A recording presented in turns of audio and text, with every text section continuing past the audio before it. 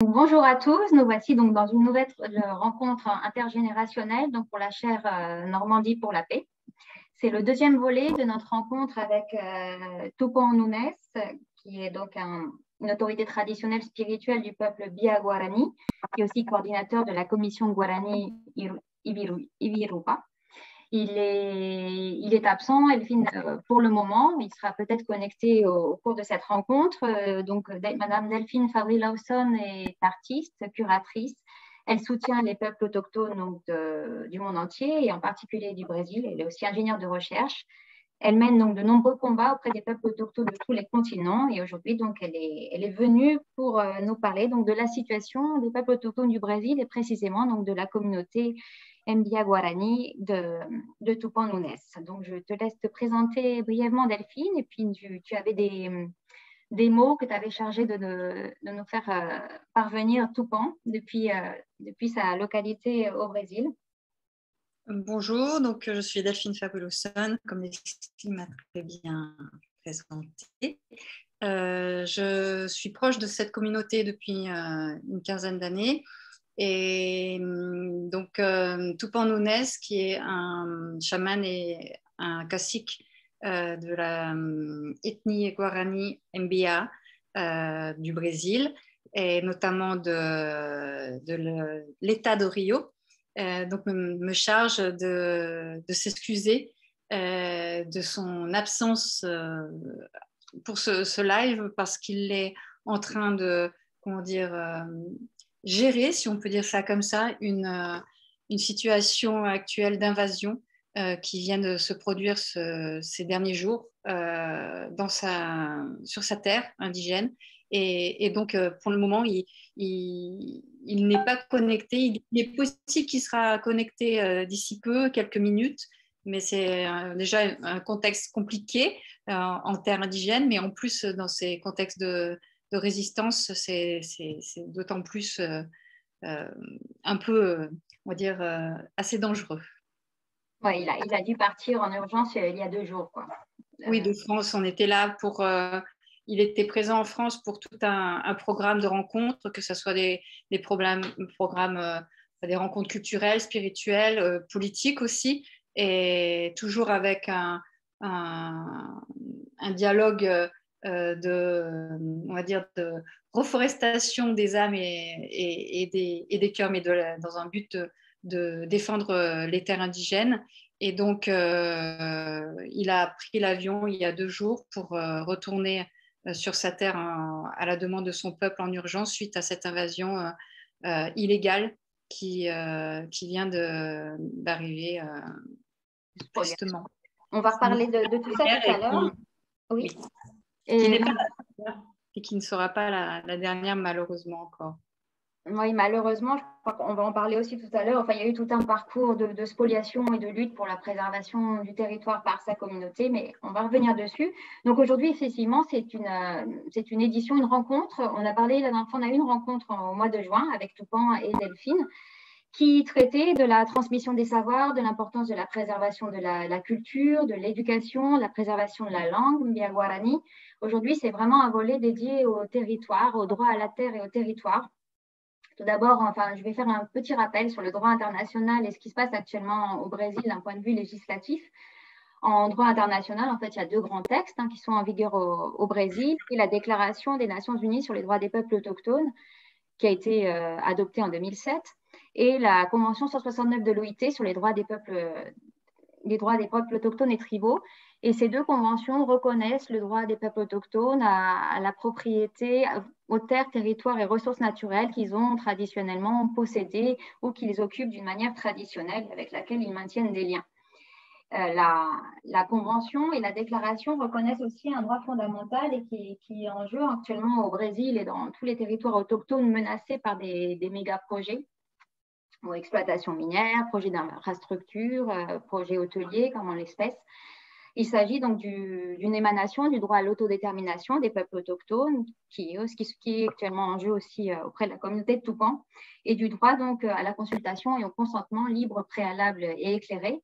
Selon la Déclaration des Nations Unies sur les droits des peuples autochtones, en fait, selon l'article 32, les États consultent les peuples autochtones et coopèrent avec eux de bonne foi par l'intermédiaire des institutions représentatives des peuples autochtones pour obtenir leur consentement, donné librement et en connaissance de cause avant l'approbation de tout projet qui a des incidences sur leur terre, territoire et aux ressources. L'article 6 de la Convention 169 de l'OIT, donc à laquelle est parti le Brésil, détermine également que les États doivent aussi consulter les peuples autochtones en vue d'obtenir leur consentement libre, préalable et éclairé pour toute décision administrative ou législative qui les concerne. Donc ça, c'est le droit international. Par ailleurs, donc la Convention est en vigueur au Brésil et l'article 231 de la Constitution brésilienne de 1988 reconnaît également le droit des peuples autochtones à leur terre traditionnelle. Cependant, on le sait, c'est pour ça qu'il était très important donc de revenir encore sur le Brésil. On sait aussi qu'on est en période électorale, que le gouvernement Bolsonaro a fait des ravages d'un point de vue environnemental, mais aussi un gros retour en arrière pour la protection des droits des peuples autochtones. Il y a actuellement de nombreux projets de loi donc, au Congrès qui sont dangereux pour les peuples autochtones et qui concernent leurs terres. Il y a un projet, j'en ai parlé la dernière fois, 191-2020, qui veut autoriser l'exploitation des terres autochtones par de grands projets d'infrastructures et miniers, avec une simple compensation pour la restriction de l'usufruit des terres autochtones. D'autres projets, 2633 et 510, qui ont déjà été approuvés par les députés, proposent de légaliser de grandes extensions de terres publiques occupées illégalement en Amazonie. Un projet 3729 de 2004, mais toujours en cours au Congrès, annule pratiquement les licences environnementales dans tout le pays.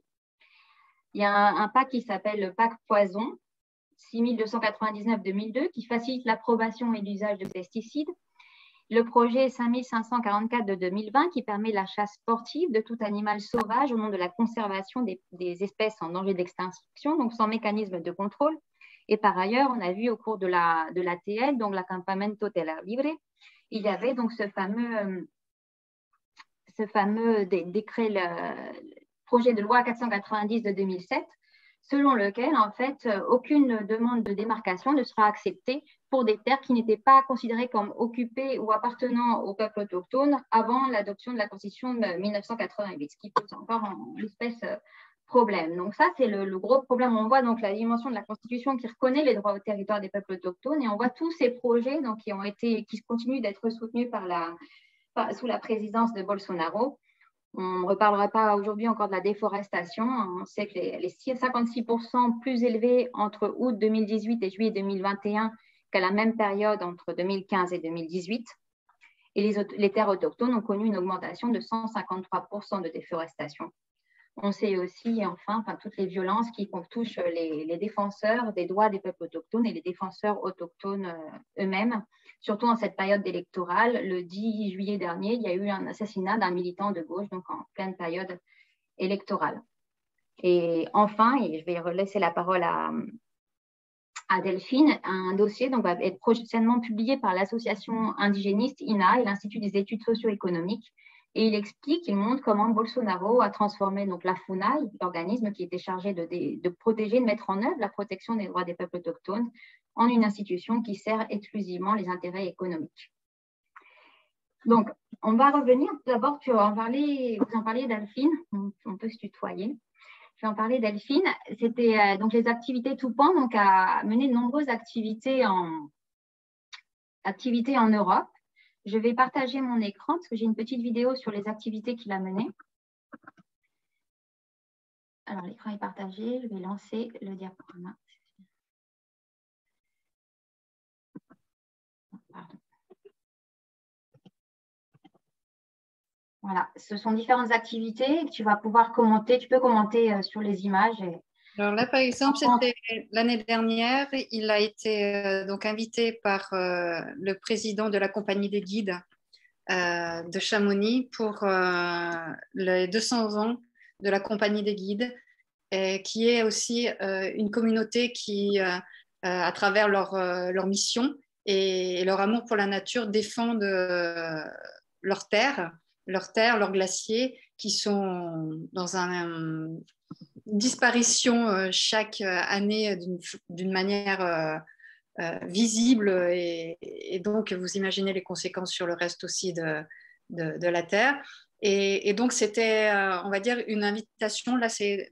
Vous avez le président derrière Toupan, et qui a fait donc la montée à l'ascension du Mont Blanc avec le président de la compagnie pour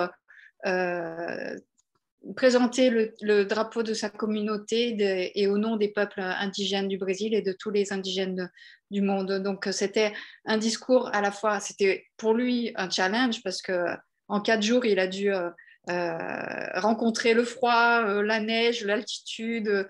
Il ne connaissait pas du tout ce contexte, mais il a relevé le défi pour pouvoir faire en sorte que ce message passe plus fortement et accompagne aussi le message des guides de Chamonix.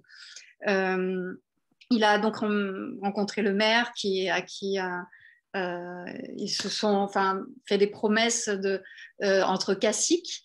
Et donc, il y a toute une rencontre et une continuité de rencontres et de soutien de cette ville pour sa communauté qui va se poursuivre cette année. Et aussi de la communauté grenobloise, comme là on peut le voir, toujours en lien avec les territoires qui rencontrent lors de ces rencontres, les territoires naturels. Donc là, c'est aussi pendant des rituels. Vous avez à l'ATL au Brésil de cette année, où bien sûr, ça a été un ATL très particulier, avec beaucoup d'émotions, mais liées à la tension que le gouvernement Bolsonaro c'est un peu. J'arrive pas à mettre pause. Oui, Si on peut mettre pause de cette façon-là. Voilà. Voilà. Et donc, c'est à la fois d'un point de vue politique, mais aussi éducation dans les écoles, mais aussi culturel, spirituel, avec d'autres communautés spirituelles comme les bouddhismes, qui sont aussi dans nos montagnes des Alpes, mais aussi des communautés soufistes. Mais il y a eu différentes rencontres avec Pierre Rabhi, qui lui dit qu'il était aussi un chaman de sa terre d'Afrique sur le territoire français. Ça a été une rencontre très forte où ils ont eu les mêmes paroles, mais avec une couleur différente de langue, mais aussi d'expérience. Ça a été vraiment une rencontre très émotionnante avec beaucoup de promesses entre eux. Et aussi une petite pensée à Pierre qui n'est plus parmi nous physiquement en ce moment, maintenant, mais qui est avec nous, qui nous accompagne toujours avec son esprit. Et donc, à la fois, Toupan est une personne qui est un leader pour sa communauté, un grand orateur, mais en même temps une capacité de comprendre tout de suite sur les autres territoires, dans les autres cultures, comment communiquer, comment faire des liens avec ce qui se passe chez nous, ce qui se passe chez eux, pour avoir on va dire une compréhension commune et une prise de conscience collective pour pouvoir agir ensemble. Et donc, c'est à la fois des rencontres d'âmes politiques, mais aussi des rencontres d'âmes qui se poursuivent aujourd'hui et qui, justement, par rapport à ce contexte actuel d'invasion de son territoire, ici à Grenoble, quand on a appris la nouvelle, il y a eu beaucoup de solidarité pour pouvoir le faire repartir en urgence sur sa terre. Et donc, c'était très touchant de voir comment ces mots et aussi ces soins, parce qu'il a aussi fait des rituels de guérison à la terre, mais aussi à des personnes, ont permis de créer une communauté, et aussi avec d'autres associations comme Terre Anima, comme la Chaire de la Paix de Normandie, pour se joindre à la cause de Toupan, de son peuple, dans une situation d'urgence. Donc, qui est aujourd'hui, donc, cette invasion illégale par ce promoteur, cette entreprise immobilière, qui est malheureusement une entreprise européenne, espagnole, et avec bien sûr des actionnaires brésiliens et un petit peu chinois, n'est-ce pas, et qui aujourd'hui, sans gêne aucune, sont rentrés sur cette terre indigène, comme beaucoup font dans tout le Brésil, parce qu'ils se sentent d'une part aussi protégés par ce gouvernement Bolsonaro, parce qu'ils savent très bien qu'il y a des chances pour que les élections d'octobre de cette année peut-être m'ont donné la chance qu'il ne soit plus président. Donc il y a on dirait une tension encore plus forte sur les territoires indigènes due à ces invasions beaucoup plus concentrées et violentes. C'est quelque chose qui est encore plus, comment dire, vu mais vécu par ces peuples parce qu'ils savent que de toute façon ces envahisseurs ont le soutien du gouvernement, donc il n'y a aucune gêne, aucune peur, et là on a pu le constater encore par rapport à cette invasion. C'est que les premiers jours d'invasion, donc le peuple Guarani s'est rebellé quand ils ont découvert les premiers, comment dire, si on peut appeler ça un carnage, mais les premières déforestations de leurs terres autour du cimetière sacré. Et en fait, ils ont en plus commencé par un endroit très particulier qui savait très bien que ça allait les toucher fortement et que ça déstabilise une communauté. Parce que leur cimetière, c'est là où il y a tous leurs ancêtres qui sont en paix, les esprits de leurs ancêtres, et notamment le père de Toupan, son grand-père aussi qui vient de nous quitter cette année, de 102 ans. Donc c'est commencé par une partie de la terre qui est très symbolique, et donc vous imaginez comment ça a fait un choc à la communauté. Et donc, ils ont réagi d'une façon, on va dire, normale, comme si vous réagissiez vous-même si on entrait dans votre maison de façon illégale et qu'on viendrait, comment dire, menacer votre famille. Vous réagirez de façon violente, et donc ils ont commencé à faire face à ces envahisseurs avec leurs machettes, parce que c'est la seule défense qu'ils ont, et face aussi à des armes de guerre, donc parce qu'ils ont cherché à enlever les tronçonneuses des bras, des mains des personnes qui étaient là pour détruire la forêt. Ils ont presque failli perdre leur vie. Ça a été vraiment les premiers jours quelque chose de très violent. Enfin, moi, je n'étais pas sur place tout pendant non plus, mais on a eu quelques vidéos pas très de bonne qualité, mais on a senti l'émotion et les paroles surtout. Et après, donc, on a vu les images de toute cette forêt qui était là, qui n'était plus là, disparue en quelques jours. Et donc, les jours d'après, quand ils sont revenus à nouveau, mais comme le peuple Guarani leur a fait des menaces en leur disant que si ils voyaient à nouveau des envahisseurs sur leur territoire, ils étaient prêts à perdre leur vie pour la défendre. Donc, c'est vraiment quelque chose de fort, mais en même temps de compréhensible. Et donc, ces envahisseurs sont venus avec le soutien de la police militaire. Et donc, normalement, qui devrait être du côté de ceux qui se font envahir sur leur terre, et ben non, cette fois-ci, ils étaient aux côtés des envahisseurs illégaux. Donc, on voit comment le paradoxe, comment est la situation au Brésil. Et cette police militaire, en fait, elle a été mandatée par qui? C'est pas la municipalité, ça vient de l'État? Non, ça a été mandaté par l'entreprise privée qui donc a fait part des menaces qu'elle avait reçues de la part du peuple Guarani.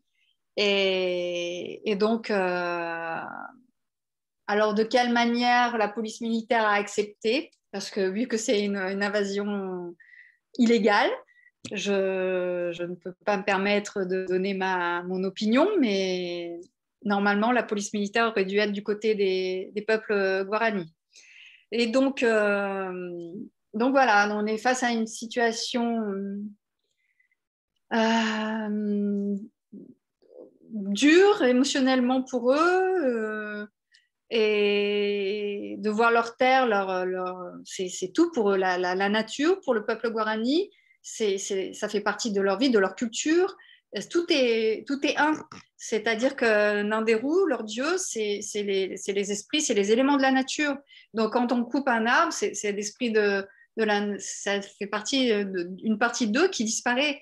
Et leur équilibre, ce qui leur donne aussi la vie, tous les jours pour se nourrir, pour se protéger, et donc pour aussi transmettre leur culture à leurs enfants. Et donc aujourd'hui, c'est un peuple qui, quand je leur demande si, surtout aux mamans qui ont des enfants, et je leur dis, mais comment vous sentez-vous par rapport à cette invasion, les enfants, il y a des peurs, parce qu'il y a aussi un trauma, mais un trauma qui se vit au quotidien, du coup.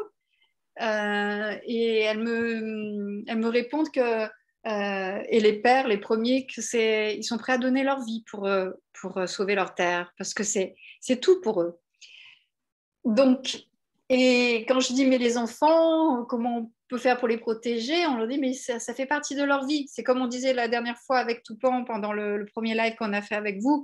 C'est exister pour résister et résister pour exister. Et cette famille, qui est maintenant composée d'une quarantaine de familles et de plus de 250 personnes, Guarani, ils ont déjà vécu tout un parcours. Et 10 ans avant d'être sur cette terre, ils ont déjà subi la destruction de leur village par un incendie qui a détruit tout leur village, mais un incendie volontaire aussi d'une criminelle par on va dire, ça a été prouvé, mais jamais condamné par une entreprise immobilière, parce que, oui, les terres indigènes sont des terres qui sont protégées par ces peuples, qui prennent soin de la terre, de la forêt, et elle est belle, et en plus elle est riche, et riche de beauté, de la nature. Et donc, c'est des terres qui sont convoitées par ces entreprises immobilières qui veulent en faire des terres de tourisme, et voilà, au détriment de ces peuples qui, pour eux, cette terre est leur vie de culture, de nourriture.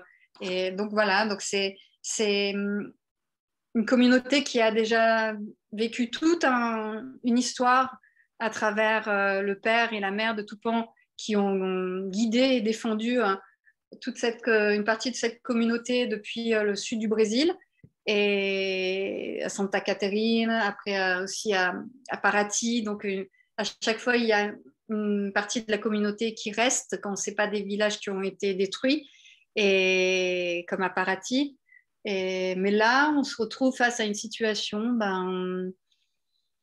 où on ne sait pas comment ça va se passer, parce que c'est quand même assez violent. Et les moyens de défense aujourd'hui sous le gouvernement Bolsonaro sont compliqués. Donc la pression extérieure est importante. Les organisations autonomes du Brésil sont importantes aussi, mais il faut aussi les soutenir. C'est un travail énorme qu'elles font, comme par exemple la commission Guarani Worupa, qui est donc une organisation autonome composée d'avocats qui sont là pour défendre les droits humains et de la terre des peuples guaranis au Brésil. Et donc, quand cette première invasion l'invasion a commencé la semaine dernière, l'avocate de l'association a tout de suite fait une dénonce officielle qui a été donc présenté à la délégation de la police de Niteroi, qui est donc le municipio où les dénonces peuvent être faites sur ce territoire. La FUNAI aussi a été mise au courant. Et donc, voilà, on espère que ça va ne pas en rester là. De leur côté, les Guaranis ont fait appel à leur famille, à leurs parents de d'autres villages, d'autres municipes, de d'autres États, pour venir maintenir la résistance et la surveillance de leurs terres. Donc, d'autres Guaranis sont en route pour le village, pour les retrouver. Voilà, ils espèrent continuer cette résistance de façon pacifique, parce que c'est un peuple pacifiste, ce n'est pas un peuple violent. Donc, voilà, c'est... J'avais une question justement, qu'est-ce qui est venu? Parce qu'en fait, ce conflit, on va revenir après, puisque tu l'as évoqué, tout ce parcours, toute cette mobilité qui explique aussi la relation des Guaranis à la terre sans mal, mais on va revenir dessus, on ne va pas tout de suite l'évoquer. La question est donc, ils sont arrivés dans la localité actuelle, donc l'aldea Mata Bonita Verde, en peut-être 2009 ou 2010, par là. Et en fait, au début, c'était. Alors, quand ils disent le préfet de Marica, le représentant de Marica leur a dit venez sur ces terres, c'est une aire protégée, une aire environnementale protégée. Et se trouvait déjà un grand consortium touristique, donc IDB Brésil, qui était donc lusophone et espagnol, si j'ai bien compris, donc cette association, et qui, eux, déjà revendiquaient, en fait, se sont tout de suite opposés, en fait, à la présence de la communauté de Tupan, en indiquant que, donc, en fait, la terre était de leur propriété. Mais déjà, d'une part, comment se fait-il, en fait, que sur cette zone protégée, normalement protégée d'un point de vue environnemental, en fait, toutes ces destructions donc, sont mises en œuvre. Et y a-t-il eu dernièrement, en fait, une accélération de ce processus et une accélération des violations de tous les droits, de tous les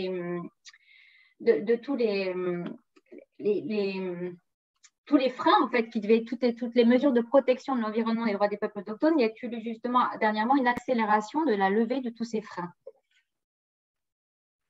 Alors, la communauté de Tupan, quand leur village dans une autre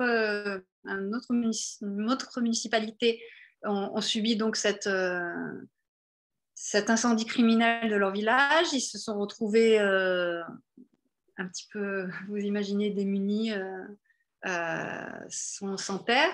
Donc, ce préfet de Marica les a invités et en leur disant, comme tu as dit, cette terre est protégée, c'est une aire protégée environnementale, et donc je vous la donne.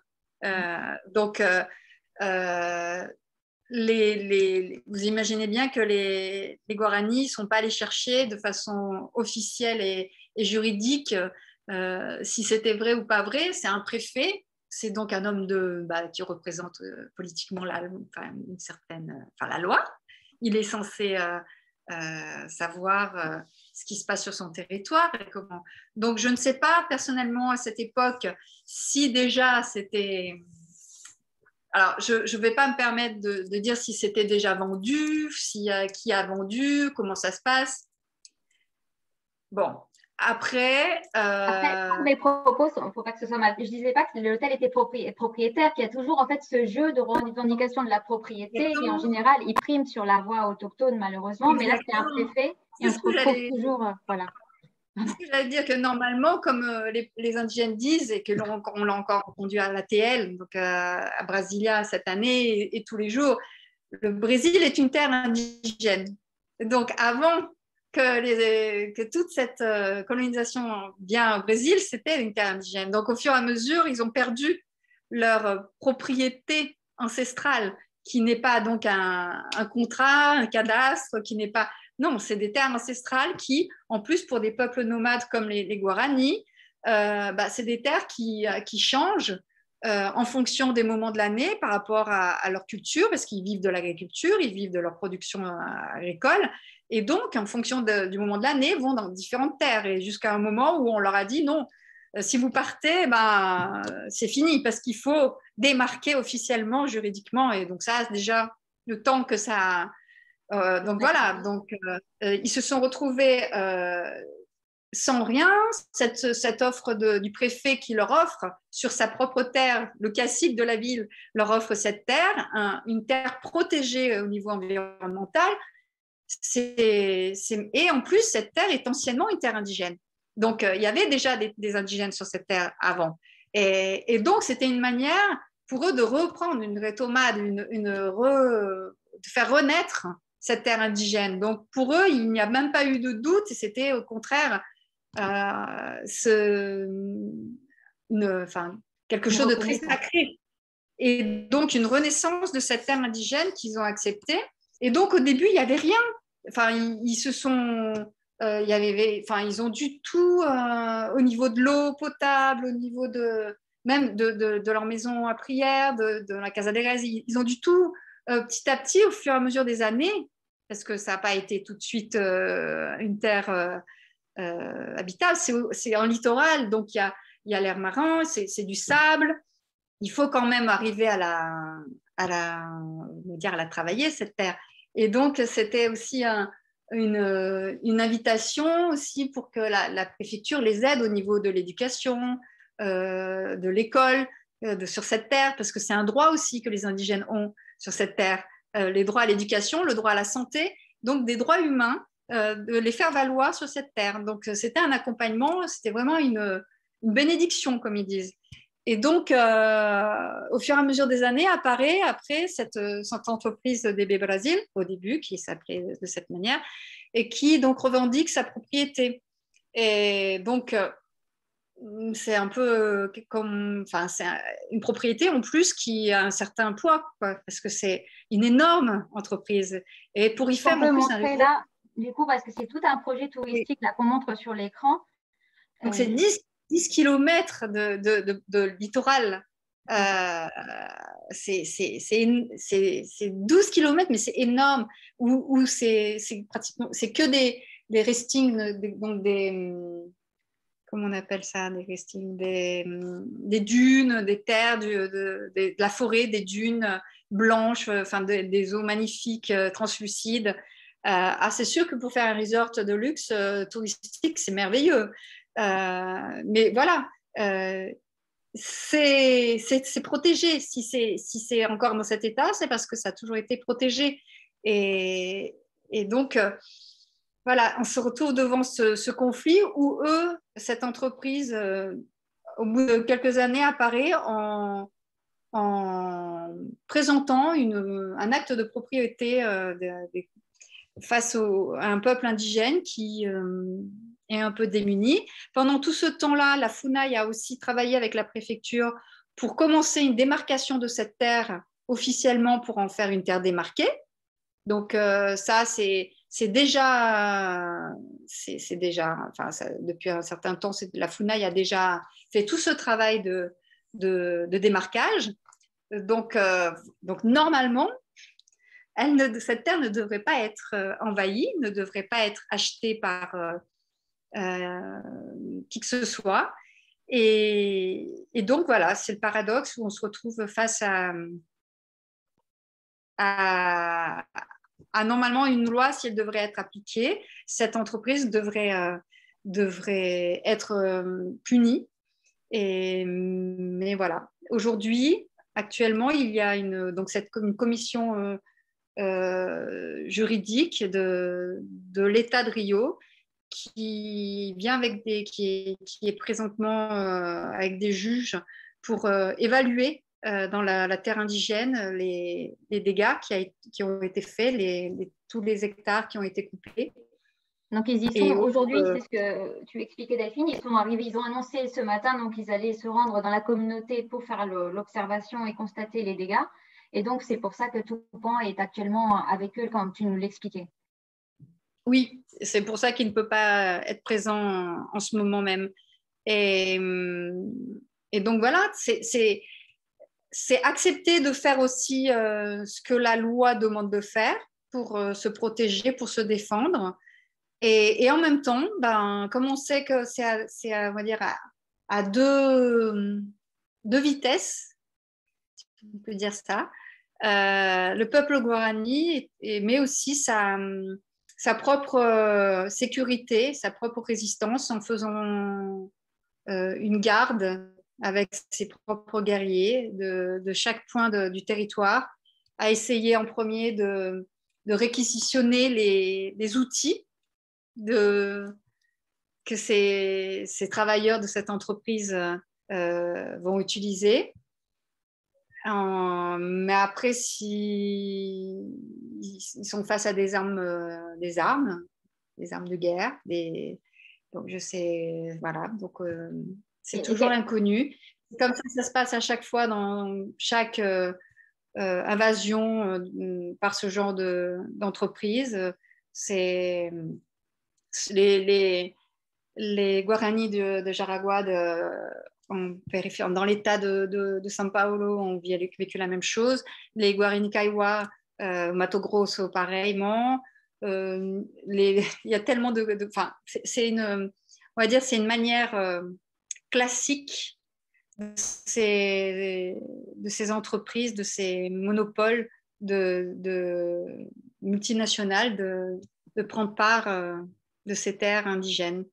Et sous la couverture, on va dire, officieuse de Bolsonaro, parce qu'ils savent très bien que le peuple indigène ne sera pas vraiment, on va dire, reconnu, sauf quand il y a une pression internationale, comme on a pu voir avec les Guarani Kaiwa, mais aussi, par exemple, Paulino Guajajara, qui a été assassiné en 2019. C'est seulement maintenant que son assassinat est reconnu par le gouvernement, alors que la déclaration a été faite la semaine et ça a été reconnu comme un assassinat seulement maintenant. Donc, et aussi parce qu'il y a eu une pression internationale, une médiation internationale.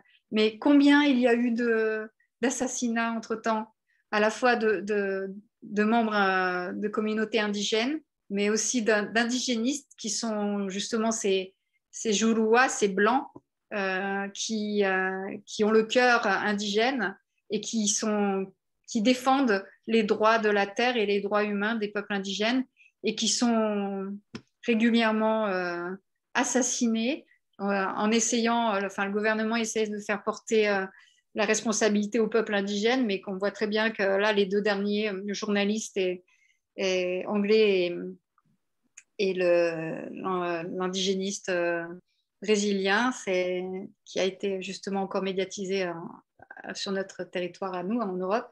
Voilà, c'est toujours incompréhensible. Enfin, moi-même, je subis ce genre. J'ai été menacée. Je ne compte plus les nombres de fois. On m'a tiré dessus. Voilà, ça fait partie de la mission de soutien au peuple indigène. Et c'est encore eux-mêmes, les peuples qui vivent ça au quotidien et depuis leur naissance, ils ont beaucoup de courage et de continuer à se battre dans ce gouvernement. Donc, en espérant que Lula passe prochainement pour calmer tout ça et démarquer à nouveau des terres indigènes. On suivra tout ça.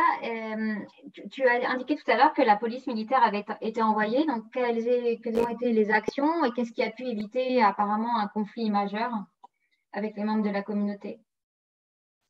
Alors, quand ça s'est présenté, tout le monde a été informé et parce que ça commençait à devenir très, on va dire, agressif.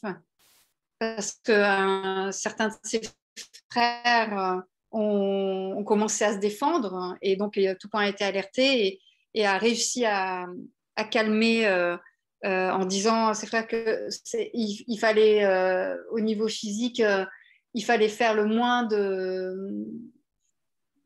Enfin, il ne fallait pas risquer la mort, hein, même s'ils sont prêts à mourir pour défendre leur terre. À l'heure d'aujourd'hui, il fallait attendre la dénonce officielle de cette invasion. Donc, c'est ce qui a été fait.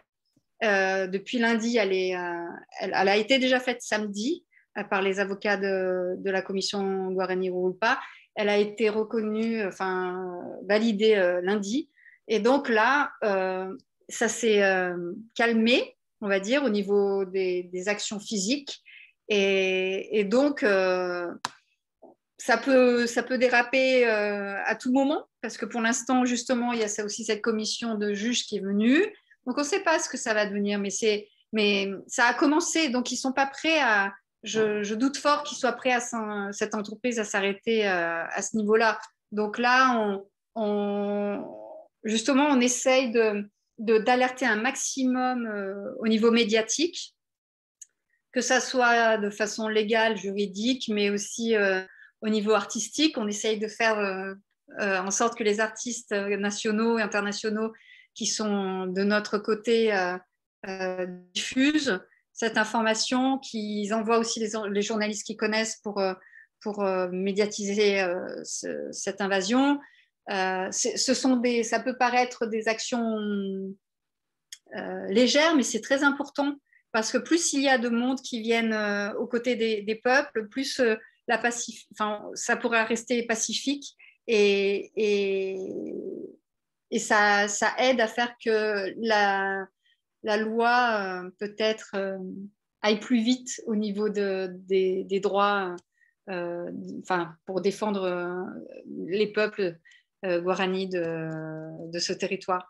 Donc, il y a aussi une prise de décision qui a été faite aujourd'hui et d'essayer spirituellement, parce que c'est un peuple guarani qui est pas du tout violent, agressif. Donc, ils ont voulu transformer cette énergie négative qu'ils sont en train de vivre au quotidien en quelque chose en une énergie positive, spirituelle, et de continuer à travers leur maison à prière, de faire venir ces guerriers, mais aussi d'accentuer à travers des célébrations spirituelles connectées avec d'autres communautés. Donc, c'est une résistance à la fois pacifique, spirituelle et culturelle. Et donc, on va essayer d'organiser le plus possible de venues de peuples guarani, mais aussi d'autres peuples, pour essayer de faire que cette terre soit occupée par des belles âmes et que justement l'entreprise soit un peu en pause et qu'on ait le temps de se défendre. C'est pour l'instant les armes qu'ils ont, ouais. Leur culture et leur spiritualité. Oui, tu évoquais tout à l'heure l'importance de la communication aussi à tous les niveaux, à l'international, justement pour montrer la réalité. Parce qu'en fait, il y a eu aussi une double communication de la part des institutions qui soutiennent ce méga projet.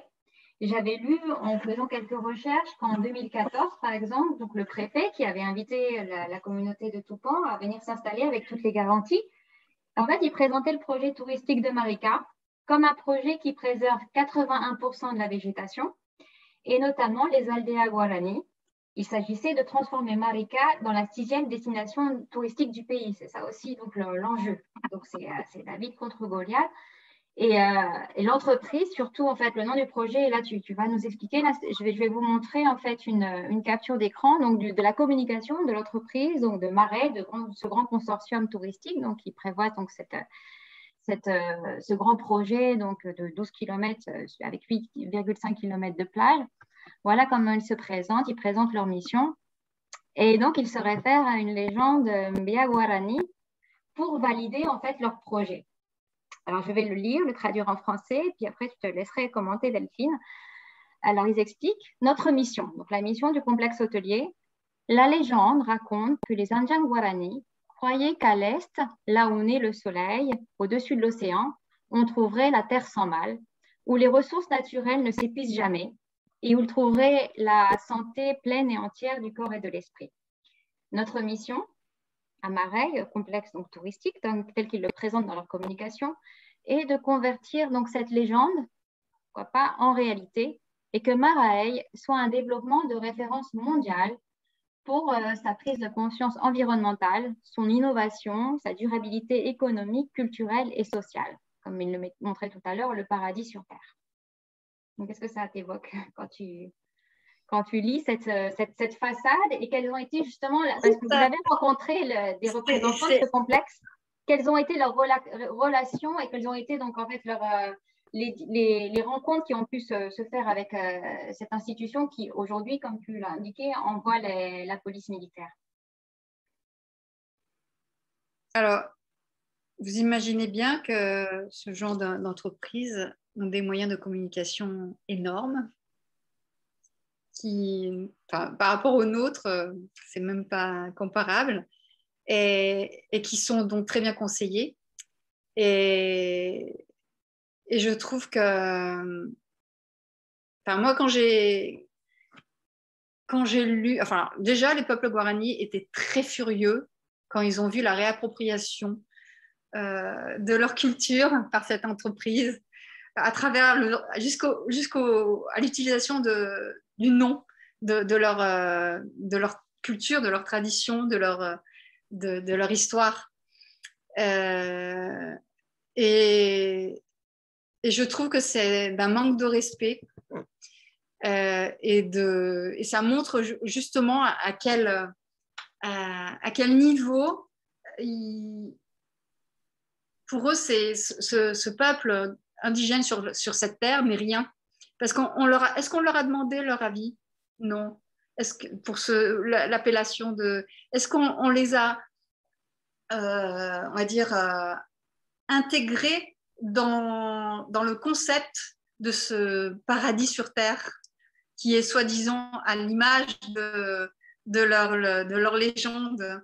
Parce que si on veut ce paradis sur terre qui représente autant cette conscience environnementale, le respect de la santé, de la nature, en fait, il n'y a pas mieux que de laisser les peuples indigènes dans leur état naturel, sur leur terre ancestrale. Il n'y a pas besoin de complexe touristique pour ça. C'est simple.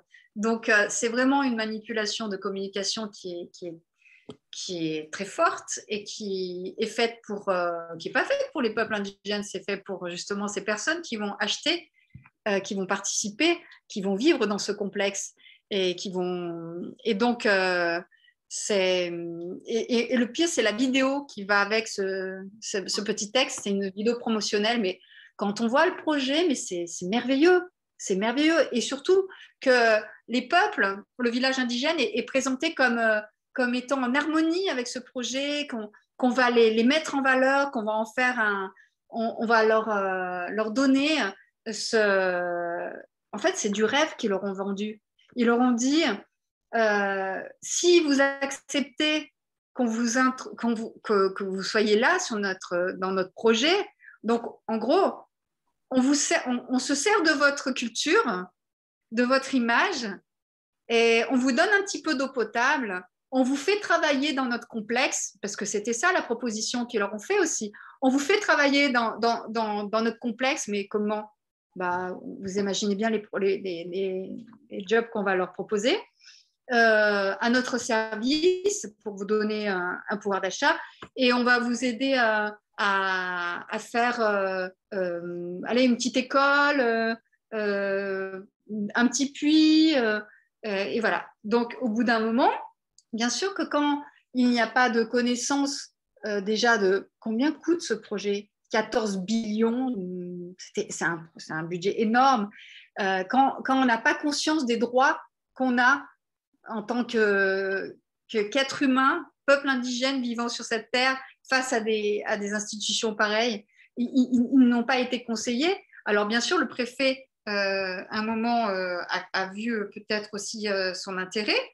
Alors, je n'étais pas là pour savoir comment ça s'est passé, mais ce que je sais, c'est que cette même personne, cette année, est venue à nouveau visiter ce peuple indigène sur cette terre, donc là en début d'année, pour dire on vous veut sur cette terre, vous ne devez pas la quitter.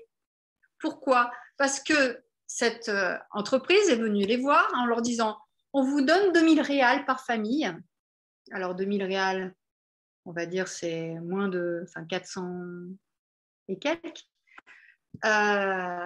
Et vous partez sur une autre terre qu'on va vous offrir. Mais quelles sont les terres? Dans quelles conditions? Sans eau, faut tout recommencer. À côté d'un port fluvial qui va drainer beaucoup de... Parce qu'on sait comment ça s'est déjà passé dans plusieurs endroits. Ça va drainer beaucoup de... Comment dire? De pollution, que ce soit culturelle, pollution sonore, pollution environnementale pour ces peuples. Parce que ça dénature ce peuple. Et donc, il y a eu à chaque fois des propositions en donnant des poussières d'illusions, on vous donne 2000 réals. Alors, pour eux, c'est énorme, pour la famille, vous imaginez. Et donc, c'est essayer de les acheter jusqu'à un moment où il y a des Toupans qui a réagi. Il m'a dit, mais vous ne vous rendez pas compte? Déjà, là, nous avons un cimetière ancestral. Notre terre est une ancienne terre. Nous avons nos ancêtres qui sont... C'est invendable. Et nous avons passé 10 ans à essayer de faire en sorte que cette terre soit vivable pour nous, au niveau culture, agriculture, au niveau de l'eau, au niveau de... Et là, on nous éjecte ou on nous introduit dans le projet en nous prenant un peu pour pour un décor touristique, mais sans même c'est du côté, on va dire, décor touristique, mais sans les bénéfices, si on peut parler comme ça. Ces bénéfices vont pour l'entreprise, parce que c'est valorisant pour eux d'avoir un complexe tourisme environnemental avec une communauté indigène où les touristes vont passer, vont faire ils vont être contents de voir des plumes, et donc voilà, donc c'est un petit peu triste de voir cette proposition qui n'a pas été faite de façon respectueuse. Et donc aujourd'hui, comme Toupan a dit non, on a conscience de nos droits, on ne veut pas aller ailleurs, c'est notre terre, c'est là où nos ancêtres sont enterrés, et on veut rester sur cette terre-là. Et donc, à partir de là, voilà ce qui se passe. Il y a eu un acte en début d'année où, en fait, leur droit à la propriété de cette terre, qui est un parc protégé, a été bloqué. Donc, c'était en train d'annuler. Donc, vous imaginez bien que cette entreprise a quand même un certain pouvoir financier. Et donc, on était...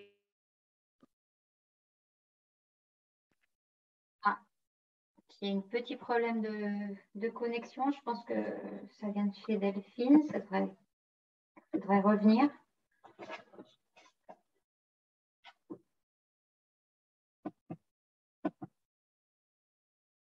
En attendant, en fait, que Delphine revienne, l'image a bloqué. Attendez, je vais lui envoyer un petit message et je pouvais vous commenter une discussion. On va écrire à Delphine.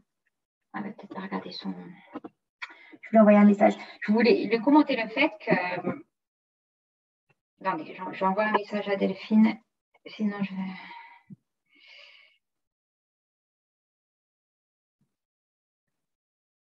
Voilà, je pense qu'elle s'est déconnectée. Elle va se reconnecter. En attendant, donc, on allait l'évoquer. Delphine a parlé beaucoup de la mobilité, en fait, de la communauté Bia Guarani. Et en fait, j'aurais aimé qu'elle me confirme ce concept, mais on en avait parlé ensemble tout à l'heure. Avant le live, en fait, il s'agit du concept de Reguata. Et en fait, les Guarani marchent toujours donc vers l'est, mais pour trouver ce qu'ils appellent la terre sans mal. En fait, leur objectif, c'est de trouver donc cet espace de vie qui leur permette d'adapter donc pour le développement donc, de Nandereko, leur forme de vie, leur façon donc, de s'autodéterminer, c'est-à-dire un espace en fait où ils peuvent trouver une source d'eau potable, une source d'alimentation, des poissons, une terre avec une végétation native pour que se développe la chasse, la collecte, une terre pour l'agriculture de subsistance. Et c'est pour ça, en fait, c'est là la recherche des bois Guarani. Et quand ils sont dans une terre qui n'est plus sans mâle, et donc ils se déplacent vers une autre terre. Mais il ressortait d'une publication en fait, d'un chercheur qui avait notamment interviewé la mère de Toupan, que si ce processus est naturel d'aller chercher la terre sans mâle, comme ils l'ont fait dans certains espaces, parce que la terre ne produisait plus, allait s'épuiser, et donc il convenait maintenant de se déplacer pour permettre à la terre de se ressourcer. Quand il s'agit en fait de se retrouver face à d'autres mots, des mots en fait destructeurs qui viennent détruire leur forme de vie, leur façon de vivre, leur Nyandereko, là c'est effectivement un processus qui est fatigant, d'autant plus qu'ils luttent toujours pour leur vie. Et dans le parcours, en fait, j'espère que Delphine va pouvoir revenir, mais pour préciser en fait le parcours de la communauté de Toupan, et il y avait un article en fait qui retraçait tout le parcours de cette communauté. La Delphine revient. Je vais poursuivre. Bon, Delphine, en fait, j'étais en train d'expliquer, en attendant, le parcours de la communauté de Toupan. J'expliquais le concept en espérant après ta confirmation. Donc, de Reguata, c'est de marcher vers l'est, la recherche d'une terre sans mâle, donc une terre où on puisse s'autodéterminer. Et qu'actuellement, malheureusement, donc cette recherche de terre sans mâle se heurte à tous ces mots qui viennent de l'extérieur et qui viennent porter préjudice en fait à leur autodétermination par toute une forme de violence destructrice de leur peuple, mais aussi de leurs espaces. Et j'allais y revenir et puis après, je te relaisserai poursuivre pour ne pas interrompre deux thèmes à la fois. Que, par exemple, comme tu le disais tout à l'heure, la communauté donc, de Toupan, et notamment donc, quand ses parents ont déménagé de Camboinhas, je ne sais pas si on prononce comme ça, donc cet espace juste avant d'être dans l'aldea Bonite de Marika. Voilà, de Marika. En fait, ils avaient déjà quitté l'autre terre parce que c'était une terre, enfin, selon ce que je lisais, donc qu'expliquait la mère de Toupan, c'était une terre qui commençait à être épuisée, donc il convenait d'aller vers un autre espace, justement, pour continuer à s'autodéterminer dans le respect de l'ensemble des entités de la nature. Et dans cet espace, en fait, ils y sont aussi allés parce qu'il s'agissait de protéger un site particulier et je l'avais noté, en fait, il s'agissait de préserver même un patrimoine naturel qui commençait à être détruit par aussi tout un consortium d'hôtels et le Sambanki, enfin, qui sont des amas, mais des amas millénaires de coquillages, de fossilisés et qu'il s'agissait donc de préserver. Et c'est ce qu'avait fait la communauté de Toupan. Ils ont été considérés comme des indésirables, de nouveau, par les consortiums et par tous leurs voisins. Et justement, là, on voit encore des titres un peu pompeux, Société pour la préservation urbanistique et écologique de Camboinhas, mais c'est eux qui ont mis en place une action civile pour demander le retrait de ces familles, car comme l'indiquait donc l'avocate de Soprecam, donc cette société de préservation écologique et urbanistique, en fait, la communauté de Toupan dévalorisait la région. Alors qu'en fait, la communauté de Toupan cherchait à préserver un patrimoine culturel et naturel de cette localité. Et comme tu l'as indiqué juste après, enfin, j'avais vu qu'en juillet 2008, Toupan avait été interviewé, il avait dénoncé donc que des hommes armés avaient déjà envahi en fait leur localité pour les menacer des membres de leur localité, et que peu de temps après, il y avait eu cet incendie criminel qui n'avait pas été résolu et ils les avaient contraints à se déplacer encore aujourd'hui. Donc, on voit qu'aujourd'hui, la recherche de la terre sans mâle et qui effectivement est pacifique, toujours chercher à s'autodéterminer, enfin, affronte de nombreux obstacles et qui épuisent ce que j'expliquais que dans un des articles, on indiquait donc des jeunes disaient mais maintenant les anciens sont fatigués de toujours se déplacer quand le mal en fait vient de l'extérieur et n'est pas juste naturel. Donc, j'avais comblé en expliquant tout ce processus et qui montre le côté très noble, en fait, et cette relation fusionnelle, en fait, entre le peuple Mbiawarani et la terre en elle-même, ce concept de terre sans mâle et de protection de la terre et de vivre dans la terre selon une forme d'autodétermination. Et je ne sais pas si entre-temps, donc pendant ta reconnexion, tu as pu avoir des nouvelles de Toupan ou de la commission? Non, j'essaye, il n'y a pas de nouvelles, il n'y a pas de connexion. Ils sont... Alors peut-être qu'on pourra transmettre sur le site de la chaire pour après faire des documents qui auront été faits, ou dans l'occasion d'un autre live, faire les suites de cette de cette Ce qu'on va invasion faire et cette pour dénonce. annoncer, c'est vrai qu'on a dédié ce semestre 2022, on a accordé une grosse importance au Brésil, parce qu'on le sait, l'Amazonie, poumon de l'humanité, et qui se trouve vraiment mise en danger. Les peuples autochtones qui défendent ces terres sont d'autant plus violentés par ce gouvernement Bolsonaro et puis en cette période électorale. Donc, il était important de faire un focus. Et il nous reste encore à publier un dossier dans lequel on pourra incorporer ces informations. Donc, un dossier qui comprenne des images, des vidéos qui ont été réalisées par Delphine au cours de l'ATL Acampamento Terra Libre du Brésil.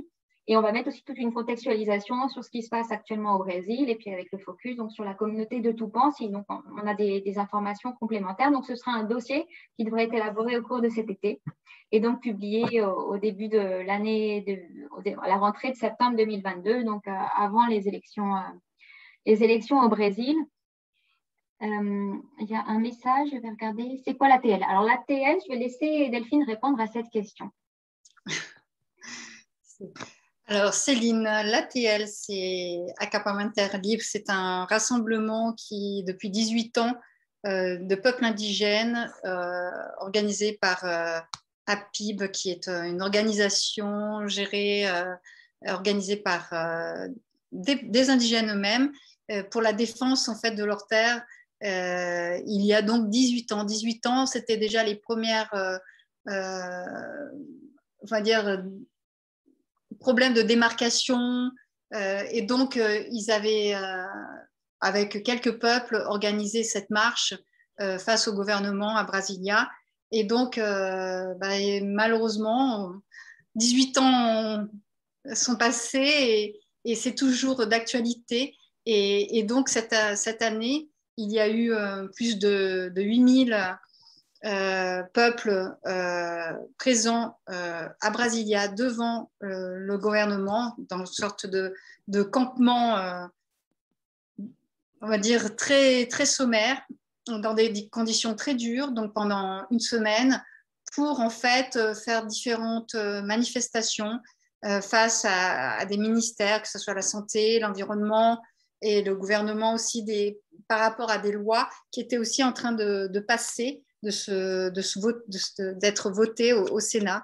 Et donc, c'est une rencontre où, en fait, différents peuples de différentes ethnies vont pour faire valoriser leurs droits humains et leurs droits à la terre. Et donc, cette année, c'était particulier aussi parce qu'il y a eu ces reconnaissances d'invasion illégale. Donc, il y avait beaucoup de chefs, de chamans qui étaient là présents, âgés, qui ont fait le déplacement pour défendre leur terre. Et je crois que c'est fini. Et on donc, a encore quelques minutes. Tant que ça fonctionne, on est toujours en ligne. Je suis en train de mettre les diapositives. Donc, ils se sont déplacés pour dénoncer ces invasions, dénoncer ces conditions de vie terribles et qui se sont donc amplifiées sous le gouvernement Bolsonaro, et donc avec des manifestes écrits donc dans l'idée de les transmettre à Lula qui est venu faire un passage et pour en fait créer un dialogue. Et donc Lula, pendant sa venue, donc j'ai aussi la vidéo du discours de Lula qui a été transmis, on ne sait pas si, où il disait qu'il était à l'écoute, il prenait cas de ces manifestes, et que au moment, si l'un des roues veut que son élection, quand il sera donc élu, hein, on va penser positivement, son projet est aussi de faire un ministère indigène pour faire reconnaître et valoriser tous ses droits. Et donc, il y a eu différentes propositions de Lula, et il a montré comment dire, cet appui, ce soutien qu'il a toujours présenté, parce que c'est sous le gouvernement Lula, malgré tout ce qu'on peut lui reprocher, pendant le gouvernement Lula, où plus de terres indigènes ont été démarquées. Voilà, donc c'était un ATL très particulier, et avec aussi, on a senti beaucoup de tristesse et de violence due à beaucoup de leaders, de grands chamans, de grands chefs qui ont disparu pendant cette pandémie de Covid, mais aussi dû à toutes ces invasions illégales meurtrières, parce qu'il y a eu énormément d'assassinats. Et donc, c'était très... avec beaucoup d'émotions. Comme chaque année, chaque fois, mais là, c'était très particulier. Je suis en train de faire défiler quelques images de l'ATL et j'allais faire passer une vidéo de Toupin qui est intervenu justement à l'ATL, toujours sur cette question des terres. Oui. Et je vais te laisser après retranscrire quelques propos. J'en ai le temps. Ah, il n'y a pas de son?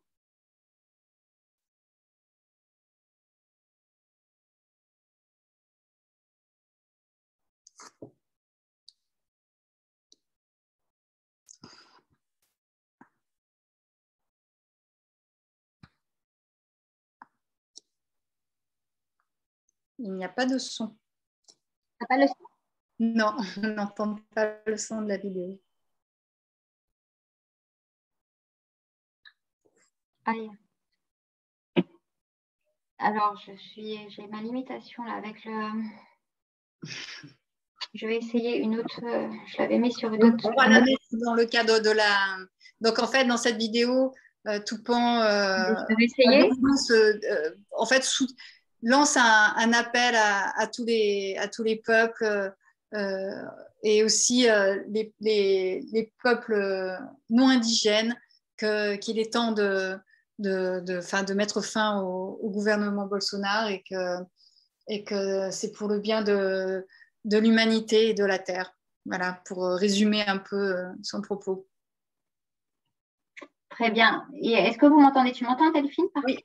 Oui, bah, merci Delphine. Bon, bah, le son, oui, on mettra la vidéo dans le contexte, dans le dossier sur le Brésil. Je voulais savoir si, donc, tout d'abord, donc, cet enregistrement, il se trouve qu'on est en période estivale et fériée, mais cet enregistrement donc, va être retranscrit, rediffusé donc, sur la chaîne YouTube de la chef.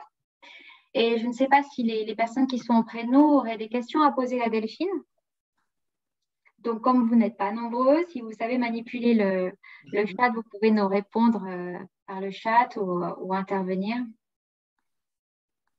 Donc, en fait, il y a une question qui dit si c'était la manifestation de janvier. Non, c'était la manifestation qui était en avril 2022, l'ATL. Voilà. Voilà, ce sont les images, je pense que vous avez vu les images qui défilaient. Je vais les remettre avant de clore le live. Voilà.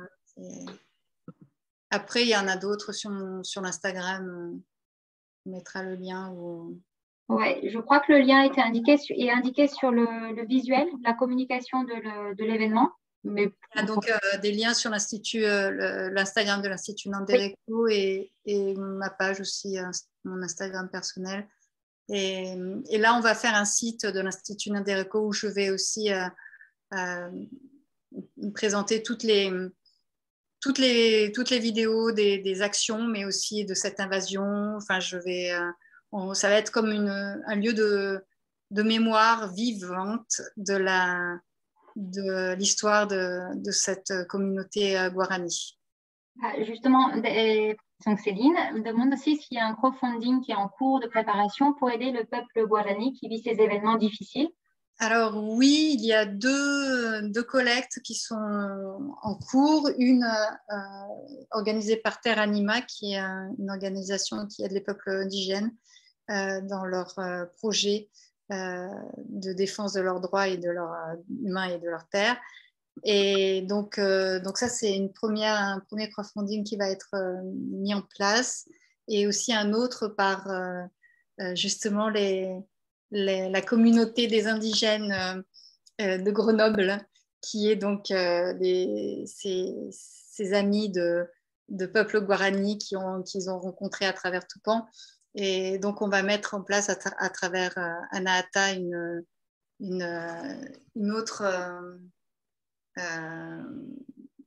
autre collecte pour différentes. Donc, la collecte par Terre Anima, elle va être faite pour en fait reforester la terre qui a été dévastée.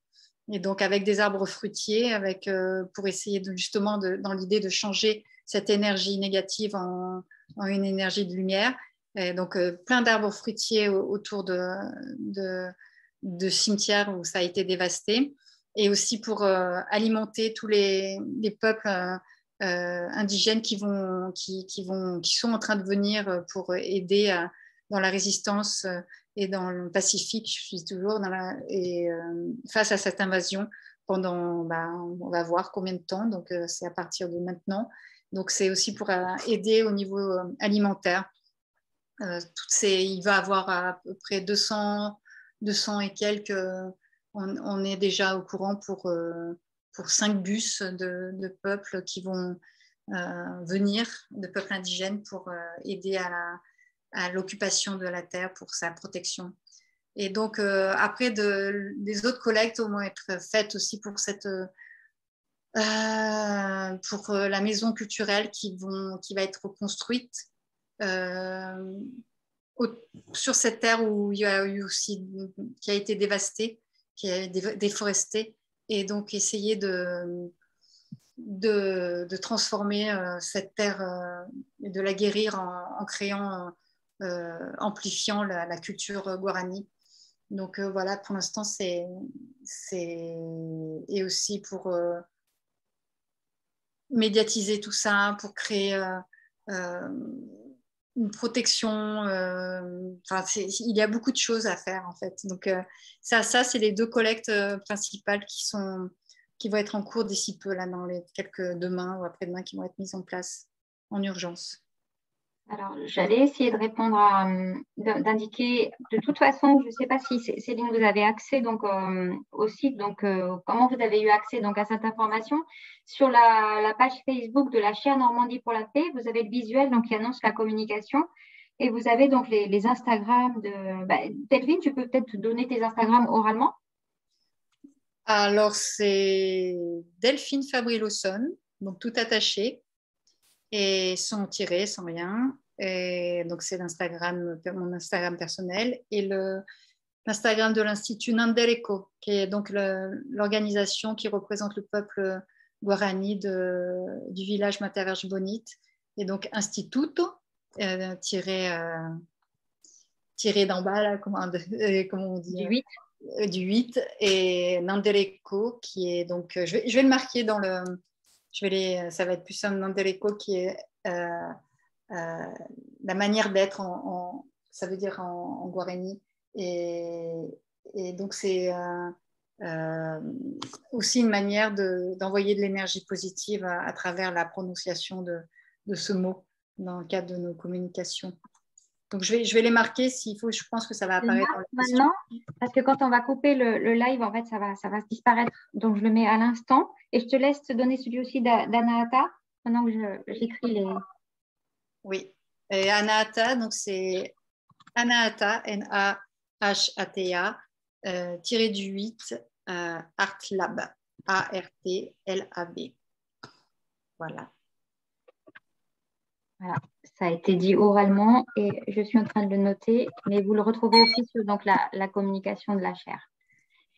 Je ne sais pas s'il y a d'autres questions. Delphine, tu aurais un dernier commentaire peut-être pour clore cette discussion? Je dirais qu'il faut continuer le dialogue avec les peuples autochtones, et parce qu'en fait, quand bien même ici en Europe, on se sent différent, on est tous sur la même terre et on est tous un. Donc, il faut continuer à leur donner la parole, il faut continuer à les soutenir, il faut continuer à faire des choses ensemble. Donc, ce n'est pas que des soutiens, on va dire, ponctuels, des collectes, mais c'est une conscience collective, c'est comment s'aider tous ensemble pour le bien-être de la nouvelle humanité et de la Terre. Voilà. Merci beaucoup Delphine. Donc, ça transmettra beaucoup de force de la part de la chaire et de moi-même à Toupan et sa communauté. On va poursuivre le dialogue avec la chaire, avec vous aussi, dans le cadre donc, de ce grand dossier qu'on va monter au cours de l'été. Donc, il sera disponible sur le site de la chaire. On va essayer de faire le plus complet possible sur tout ce qui se passe de très grave et aussi de très beau avec les peuples autochtones au Brésil. Et à la rentrée, on va discuter avec d'autres peuples aussi pour comprendre leurs problématiques. En septembre, on va discuter avec un jeune représentant du peuple Wayana, donc pas très loin du Suriname. On discutera ensuite au mois d'octobre avec une femme représentante du peuple Amazigh du Maroc. Et il y aura donc plein d'autres beaux dialogues qui vont se poursuivre pour poursuivre donc l'alliance entre les hommes et avec la terre. Un grand merci Delphine pour ta disponibilité, surtout dans cette circonstance très particulière de départ de Toupan et avec toutes les craintes et les forces que cette situation nécessite. Donc, merci aux participants et ceux qui vont nous voir par la suite. À très bientôt. À très bientôt. Je vais clore tout ça. Au revoir. Au revoir.